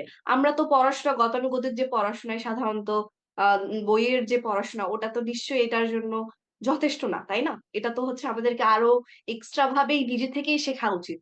তোমার কি মনে হয় এটা কি আমাদের জন্য সম্ভব না? তোমরা যেহেতু পেরেছো, অন্যরাও তো পারবে। কি মনে হয় তোমার? তোমার তাদের প্রতি কি আর অ্যাডভাইস? জি, অবশ্যই। আমি মেইনলি যদি আমার কথা বলি, আমি ক্লাস 8 থেকে এটা শুরু করছি। ফার্স্টে বিভিন্ন ধরনের ইলেকট্রনিক্স জিনিস, দেন আরডুইনো, দেন প্রোগ্রামিং। তো আমার মতে ক্লাস 8 বা যে টাইমটা হয় ওই টাইমে একটা ছেলে বা মেয়ের বয়স থাকে অ্যারাউন্ড মেবি ওই টাইমে 14 এইটা একটা বেস্ট একটা সময়। ক্লাস 8 এর এখন তো ওদের এক্সাম নেই, আমাদের সময় এক্সাম ছিল। এক্সামের পর একটা ছুটি পাওয়া যায়, দেন 9-এ ফার্স্টের দিকে পড়াশোনার তেমন চাপ থাকে না। ক্লাস 9-এ ফার্স্টের থেকে স্কুল থেকেও পারমিশন পাওয়া যায় বিভিন্ন কম্পিটিশনে পার্টিসিপেট করার। তো একটা আগ্রহ তৈরি হয়। দেন আর তার যদি একটা ভালো কমিউনিটি থাকে, ভালো যদি একটা টিম থাকে, তাহলে তো সবকিছু হয়েই গেল। প্লাস বাংলাদেশের ক্ষেত্রে মেইনলি প্রেশার নেওয়ার মেন্টালিটি থাকতে হবে, অল্পতে ভেঙে পড়া যাবে না। কারণ আমাদের সামনে যে পরিমাণে অবস্টেকলস আসছিল, আমরা যদি ফ্রাস্ট্রেটেড হয়ে যেতাম বা অল্পতে ভেঙে পড়তাম, তাহলে আমাদের জার্নিটার কমপ্লিট হতো না। তো আমি মনে আসলে করি যে আসলে আসলে ক্লাস 8 থেকে শুরু করলে সে করতে পারবে সবকিছুই, এবং তাকে পড়াশোনার পাশাপাশি এটা এটাতে অনেকটাই সময় দিতে হয়। তো আমার অ্যাডভাইস থাকবে যে এইটার জন্য যেন পড়াশোনা ক্ষতি না করে, কারণ বাংলাদেশের মানুষ অনেকটাই জাজমেন্টাল। তারা একাডেমিক সার্টিফিকেটটাকে বেশি জাজমেন্ট করবে, এইগুলোকে খুব একটা জাজ করে না তারা। তো পড়াশোনা ঠিক আচ্ছা রেখে এটা করলে আমার মতে বেস্ট হবে। এবং এই যে অবস্টেকল সামনে আসবে, অনেক অবস্টেকল আসবে, তো ভেঙে পড়া যাবে না, এটাই আমার তাদের কাছে আচ্ছা একটা অ্যাডভাইস থাকবে। okay. তো তোমাদের মূল অ্যাডভাইস হলো পড়াশোনার পাশাপাশি সবকিছু কন্টিনিউ করতে হবে। তোমরা আমাদেরকে বলেছিলে যে নেটওয়ার্কিং যে করেছো তোমরা নিজেদের মধ্যে, সেটা বিভিন্ন প্রতিযোগিতার মধ্যে হয়েছিল। তো আসলে তুমি বলো, তুমি কি শুরু থেকেই বিভিন্ন প্রতিযোগিতায় অংশগ্রহণ করতে? তোমার টিমের সবাই তো প্রতিযোগিতার মাধ্যমেই তোমাদের পরিচয়। তো পড়াশোনার পাশাপাশি কি এই প্রতিযোগিতাগুলো চালিয়ে যাওয়া উচিত বেশি বেশি করে, যাতে করে বিভিন্ন স্কিলস গেইন করতে পারে আচ্ছা, এবং এরকম তো ইন্টারন্যাশনাল স্টেজে যেতে পারে? হ্যাঁ, সো আই গেস আমার কথা যদি বলি, আমি প্রথম ক্লাস 5 থেকে এগুলো পড়া শুরু করি। সো বাট 5-এ আর কি কি হয়েছিল, যে যেটা আমাদের পিইসি ছিল, সো ওই পড়াশোনা চাপে বাইরে থেকে আর কি কিছু করতে দেয়নি, তখন জাস্ট কয়েকটা প্রজেক্ট আমি তখন করেছিলাম, বাট সেগুলো হার্ডওয়্যার বেসড ছিল। তো এরপরে আর কি ক্লাস 6 থেকে মূলত যে আরডুইনো প্রোগ্রামিং এখান থেকে ইন্ট্রোডিউস হয়, দেন কন্টিনিউ করে। তো আমি অনেক প্রতিযোগিতা করতাম। আমাদের যেমন আমাদের এই নাদিম এবং মাহাদির সাথে আমাদের 2022 সালে দেখা হয়েছিল, ওই যে জাতীয় শিশু পুরস্কার বিভাগীয় পর্যায়ে। তো ওইখান থেকে আমি যেটা বলবো, বাংলাদেশে আসলে এটা খুব দুইটা প্রতিবন্ধকতা আছে, বা বেশ কিছু প্রতিবন্ধকতা। সবচেয়ে প্রথম যেটা, সেটা হচ্ছে যে আমাদের পরিবার একটা অনেক বড় বাধা হইতে পারে এক্ষেত্রে, যে আমাদেরকে এটা অ্যালাউ করবে না। বাট আমি পরিবার বা অভিভাবক যদি কেউ এই ভিডিওটা দেখেন, তাদেরকে রিকোয়েস্ট করবো যে রোবোটিক্স করতে হবে এটা না। আমি যেটা পরামর্শ দিই, যে নিজের প্যাশনটা খুঁজে বের করা। ওই যে একটা কথা আছে যে পৃথিবীর সবাই মেধাবী, বাট সবাই একই দিকে না। আমরা দেশে কি করি, যে কেউ পরীক্ষায় ভালো না করলে তাকে বলে দিয়ে ঠিক আছে সে মেধা না, অথচ দেখা যাচ্ছে যে তার হয়তো অন্যদিকে মেধা আছে। লাইক আপনি আইনস্টাইনকে সচিন তেন্ডুলকার, কিংবা সচিন তেন্ডুলকারকে আইনস্টাইনের জায়গায় রাখলে কিন্তু কম্পেয়ার করতে পারবেন না। তো এটাই আমি বলবো, নিজেকে ডিসকভার করো, এন্ড পড়াশোনার পাশাপাশি অবসরে চালিয়ে যাও। বাট বাংলাদেশ তো, এখানে একটু পড়াশোনাটা করতে হবে। লাইক A+ ছাড়া কোথাও দাম দিবে না, বা কোনো হায়ার এডুকেশনে কোনো চান্স নাই। আমি আরেকটা রিকোয়েস্ট করবো, এখানে যদি কোনো অফিসিয়াল এটা দেখেন কখনো, যে যেমন খেলোয়াড়দের জন্য একটা কোটা চালু করা হয়েছে ভার্সিটি গুলাতে। সো যদি এরকম এক্সট্রাঅর্ডিনারি বা যারা এক্সট্রা কারিকুলার করে, ইউএস ভার্সিটি গুলো এক্সট্রা কারিকুলার বেশি দেখে। তো বাংলাদেশের ভার্সিটি গুলো যদি এরকম একটা কোটা চালু করে, লাইক বুয়েটে 10 জন না হবে, কোনো পরীক্ষা দিয়ে না, তাদেরকে একটা এই যে এরকম তাদের যে একটা পোর্টফোলিও দেখা হবে, যে তারা তাদের জীবনে 5 বছর এরকম এতগুলো কম্পিটিশন করেছে, তাদের এরকম স্কিল আছে, লাইক স্কিল বেসড কিছু শিট রাখা হোক, কোটা কোটা বা যেটাই বলে এটাকে। তো এটা আমি একটা রিকোয়েস্ট থাকবে অফিসিয়ালদের কাছে। এন্ড আমি একটাই কথা বলবো, যে হ্যাঁ, প্যাশনটা করা, নিজের ট্যালেন্টটা বের করা। কারণ দিন শেষে আপনি যে পেশাতে যান, আপনি যদি নিজের ট্যালেন্টের পেশাতে যান, ওই যে বিভিন্ন গুণীজন একটা কথা বলে, যে নিজের শখকে যদি পেশা হিসেবে নেন, তাহলে আপনি জীবনে অনেক দূর এগোতে পারবেন। তো আমি ওইটাই বলবো, প্যাশনের পড়ালেখা চালিয়ে যান, যে একাডেমিক পড়াশোনা অবশ্যই দরকার আছে, তো এটা চালিয়ে যান। এন্ড তার পাশাপাশি নিজের প্যাশন করুন, যার রোবোটিক্স ভালো লাগে সে রোবোটিক্স করুন, যার পেন্টিং ভালো লাগে তার পেন্টিং, লাইক নিজেকে ডিসকভার করুন। এন্ড আরেকটা ছোট্ট করে বলি, নিজেকে ডিসকভার করার যে সবচেয়ে ভালো ওয়ে, সেটা হচ্ছে বিভিন্ন কম্পিটিশনে যাওয়া। কারণ আপনি জানেন না আপনার ভিতরে কিসের জন্য মেধা আছে। লাইক মাহাদির মধ্যে আছে রোবোটিক্স এর জন্য, লাইক আমার মধ্যে আছে ধরেন ফিজিক্স এর জন্য। সো আমরা এটা যখন বিভিন্ন কম্পিটিশন, অলিম্পিয়াড এগুলো করি, তখন ডিসকভার করতে পারি যে কোনটাতে আমি অ্যাডভান্টেজ পাচ্ছি অন্যদের চেয়ে। তো এই জায়গাটাতে যেটা আপনার ইনার একটা পিচ আসবে, ইনার একটা লাইক ভালোবাসা বা টান কাজ করবে কোনো একটা সার্টেন জিনিসের প্রতি, সো সেটাতে যান, নিজেকে ডিসকভার করুন এবং নিজের প্যাশনের পিছনে ছুটতে থাকুন। আই গেস ইনশাল্লাহ একদিন ভালো কিছু একটা হবে। আচ্ছা। তো তোমরা তো অনেক কঠিন কঠিন বিষয় এত ছোট বয়সে শিখলে, এগুলোর আসলে রিসোর্স গুলো তোমরা কোথা থেকে পেয়েছো? গাইডলাইন্স গুলো আসলে কোথা থেকে পেয়েছো? ইউটিউব থেকে, কোনো অনলাইন প্ল্যাটফর্ম থেকে? এটা মানে তোমরা জুনিয়রদের প্রতি তোমাদের অ্যাডভাইস কি থাকবে? কোথা থেকে তারা এত ইনফরমেশন পাবে, এত রিসোর্স শিখতে পারবে কোথা থেকে আসলে ওরা? সো সংক্ষিপ্ত যদি আমি বলি আমার পার্সপেক্টিভ থেকে, সো আমার একটা বন্ধু আর কি প্রথম আমাকে এগুলো বলেছিল ক্লাস 5-এ, যে কিভাবে ইউটিউব থেকে শিখতে হয়। সো ওই আমাকে একটা লাইন শিখিয়েছিল, এটা আমার এখন মনে আছে। লাইক সে একটা এটিএম বানিয়েছিল। So how to make ATM, এটা আমি ইউটিউবে সার্চ দিয়েছিলাম, এন্ড সবাইকে বলবো এই যে হাউ টু মেক ইট, তারপর তুমি ড্যাশ, এই জায়গায় তোমার যা ইচ্ছা হয়, লাইক তুমি একটা এটিএম বানাতে চাও, রোবট বানাতে চাও, এই how to make a robot, এটা ইউটিউবে লিখে সার্চ দাও। এরপর দেখবে অনেক রেজাল্ট আসবে, অনেক ভিডিও আসবে step by step. So YouTube and Google, that will be a great place for learning this stuffs. আচ্ছা, বুঝতে পেরেছি। তো সবাইকে হচ্ছে এফেক্টিভলি হচ্ছে ইন্টারনেট ডিভাইস এই জিনিসগুলো ইউজ করতে হবে। অনেকে সোশ্যাল মিডিয়া ইউজ করে অনেক কম বয়সে, কিন্তু তোমরা এই কম বয়সেই এসএসসি মাত্র পাশ করলে, তার মধ্যে একটা ইন্টারন্যাশনাল প্রতিযোগিতায় চলে গেলে। তাই আমাদেরও সবার প্রতি অ্যাডভাইস এই থাকবে যে তোমাদের বড় ভাইয়ারা যেভাবে এরকম ইন্টারন্যাশনাল স্টেজে বাংলাদেশকে রিপ্রেজেন্ট করতে পেরেছে, তোমরাও হচ্ছে ডিভাইসকে কাজে লেগে, টেকনোলজিকে কাজে লাগিয়ে নিজেরাও কিছু শিখে এভাবে বাংলাদেশকে রিপ্রেজেন্ট করে ইন্টারন্যাশনাল স্টেজে।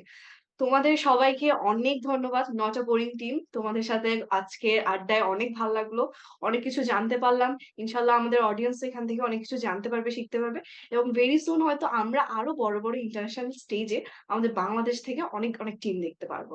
তো তোমাদের সবার প্রতি অনেক শুভকামনা, অনেক ধন্যবাদ জানিয়ে আমরা আজকের এই মিটিং শেষ করছি। ধন্যবাদ সবাইকে।